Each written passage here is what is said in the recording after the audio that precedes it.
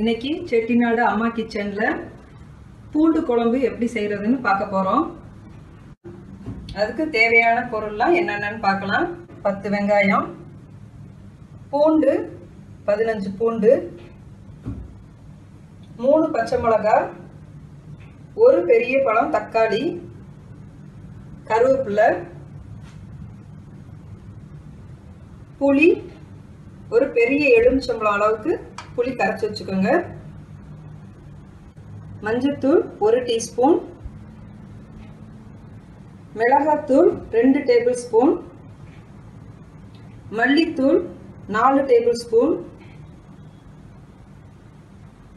தாளிக்கிறதுக்கு 1 டீஸ்பூன் வெந்தயம், 1/2 டீஸ்பூன் பெருங்காயத்தூள், உப்பு, தாளிக்கிறதுக்கு நல்லெண்ணெய். வாங்க இப்ப இதை நம்ம எப்படி செய்யலாம்னு பார்க்கலாம். நல்லெண்ணெய் ஊத்திக்கலாம். எண்ணெய் நல்லா காஞ்சிருச்சு. வெந்தயம் போட்டுக்கோங்க. வெங்காயத்தூள், வெங்காயம், பூண்டு, பச்சை மிளகாய் எல்லாமே ஒண்ணா போட்டுருங்க. இதை நல்லா வதக்கிடுங்க.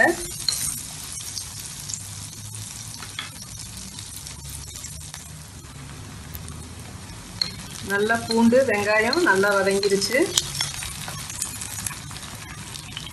இப்போ 1 டீஸ்பூன் மஞ்சள்தூள், 2 டேபிள் ஸ்பூன் மிளகாத்தூள்,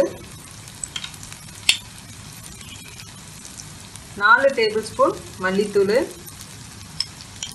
இதை நல்லா எண்ணெயில் அந்த தூள் வாட போகிற அளவுக்கு நல்லா வதக்கிடுங்க. தேவையான அளவு உப்பு சேர்த்துக்கோங்க. இப்போ நம்ம கரைச்சி வச்சுருக்க புளியும் நான் தக்காளியும் சேர்த்து கரைச்சிட்டு இதை நம்ம இதோட ஊற்றிடலாம்.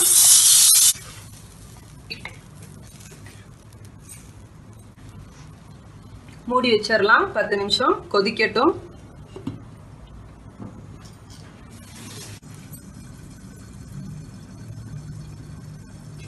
வாங்க திறந்து பார்க்கலாம். பூண்டு குழம்பு நல்லா கொதிச்சு வத்திருச்சு.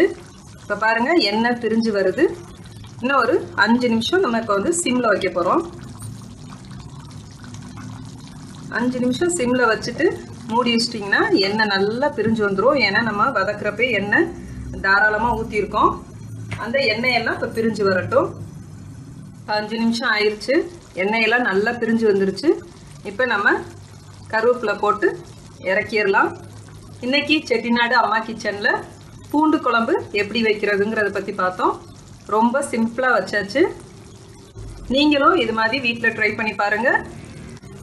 இந்த வீடியோ உங்களுக்கு பிடிச்சிருந்துச்சுன்னா உங்கள் ஃப்ரெண்ட்ஸ்க்கு ஷேர் பண்ணுங்கள், லைக் பண்ணுங்கள். நம்ம சேனலை சப்ஸ்கிரைப் பண்ணாதவங்க சேனலை சப்ஸ்கிரைப் பண்ணுங்கள்.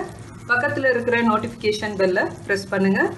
நாங்கள் அடுத்தடுத்து போடுற வீடியோலாம் உடனே நீங்கள் வந்து பார்க்கலாம். நன்றி.